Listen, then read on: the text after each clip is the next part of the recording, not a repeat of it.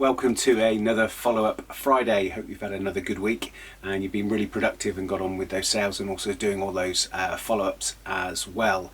What I wanted to look at today was I wanted to look at saying sorry to be able to be part of your follow-up. Now you might be intrigued what I mean by that.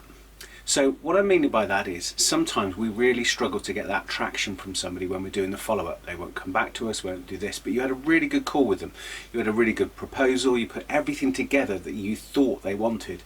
They were really keen, they were, yeah, we're on the price, can you send over the proposal and then let's take it forward. And you're going, great, we're nearly there, we're on it. So in your mind, you were 100%, you'd sold it, it was done. You're just waiting the final one, and then they go really quiet on you. And of course, that's what we're talking about with follow-ups all the time. So one of the tips today I was looking at was the sorry follow-up. And for me, the sorry follow-up is when you've tried 3 or 4 different attempts, you've tried email, phone calls, you've tried anything you can to get the follow-up, to get that response and get something back from them, and that's probably gone over a few weeks, maybe even a month, is the sorry follow-up can be, sorry, I got it wrong. And that could be the title of your email. So it could be the subject of the email, sorry I got it wrong. People will then most likely open it and they'll be intrigued by what did you get wrong. And for me, the sorry I got it wrong was, I must have done something wrong in the sales process. We had a great call, I've sent the proposal over, I'm really sorry I got it wrong. Obviously the product or the service that I've got wasn't what you were looking for. Something as simple as that, put in those words, and you could do it on an email. You could, if you felt confident enough, you could do it on a text or a WhatsApp, is just say, sorry, I got it wrong. I must have made a mistake somewhere because it's obvious that you don't want our product or service. So can you tell me, what did I do wrong? Now from that, you've got nothing to lose. You're not going to offend anybody because that person has not come back to you.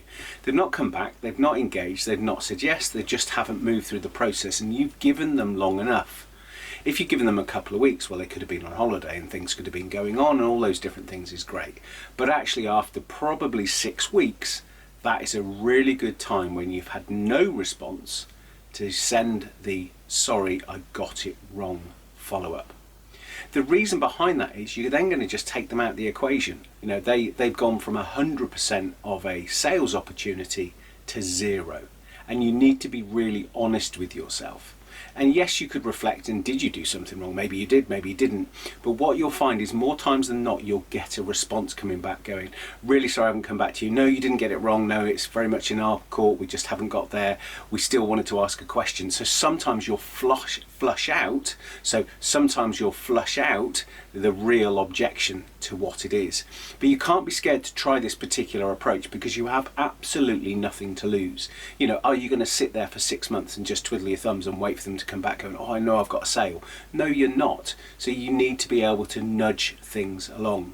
And I'm certainly saying this is probably after 6 weeks that you send the sorry I've got it wrong, if you feel comfortable to do it. And remember, each week I'm giving you a little tip in terms of following up and something different to try. But definitely for me, I know that works.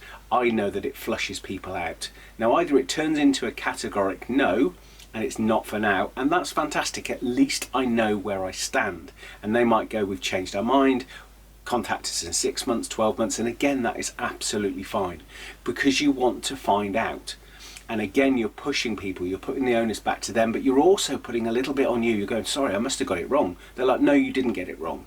Or actually, yes, you did get it wrong. You didn't give us enough information. We need more information. So that's where the objections are coming in, and you'll then be able to answer those.